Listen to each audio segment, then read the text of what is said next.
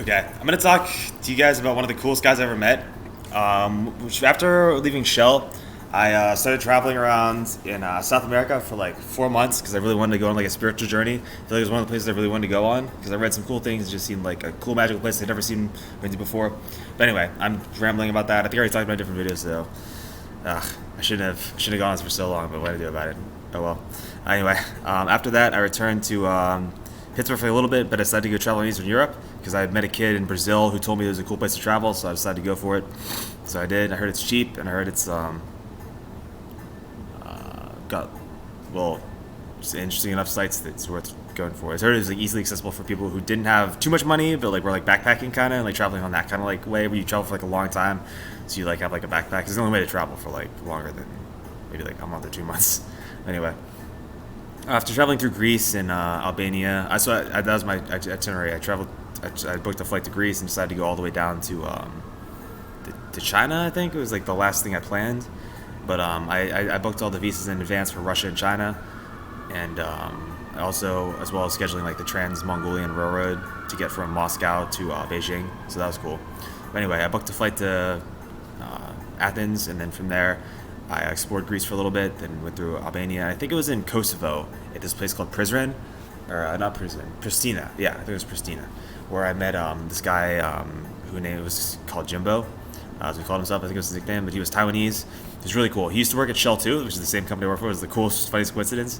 And we met, I think, at the hostel we were both staying at.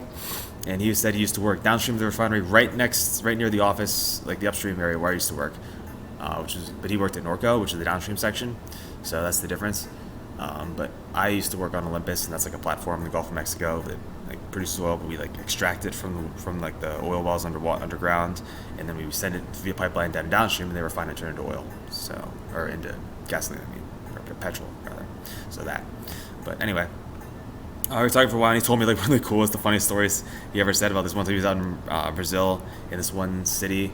I think it was in Rio with like these two guys from Brazil, and they were just like out in like this sketchy like red light district, and one of the guys was just like trying to get like a prostitute, and he was like really drunk apparently, just like wandering around, and Jimbo was like off doing his own thing, but the guy was just like off for these people or whatever, and one of the girls just like ended up standing up and taking his money. He was like, no, I'm not gonna.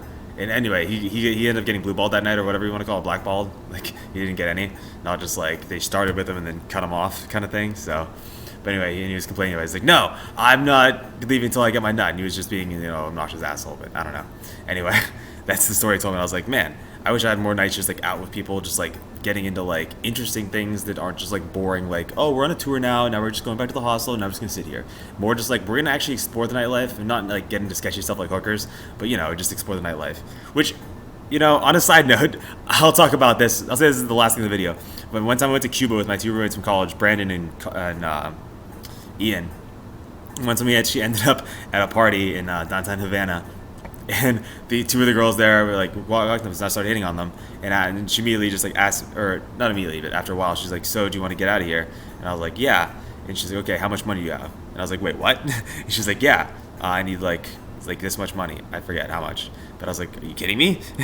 And as it turned out, they were both prostitutes, and I was like, "Okay, well, I'm not okay with that." And after talking over Brandon, I was like, "Yeah, let's not do that." So we both decided, that's not a good thing for that night. So anyway, that's just what we ended up. Not doing that night, and we ended up going back to I think we went to like some other underground club in Havana, or maybe we went to a house party outside of Havana that night, outside of town that night, and did and saw that. But I don't remember if it was the same night or different nights. Either way, Havana's a fun city. You should check it out. If there's nothing else, you should try the mojitos there. They're awesome. They're top notch, and the cars are cool. But if you get like scammed to a classic car ride, just know that if you want to pay the money, you can. But it might not be worth it because it's kind of like a touristy thing to do. So I don't know. Just saying. But anyway, peace out.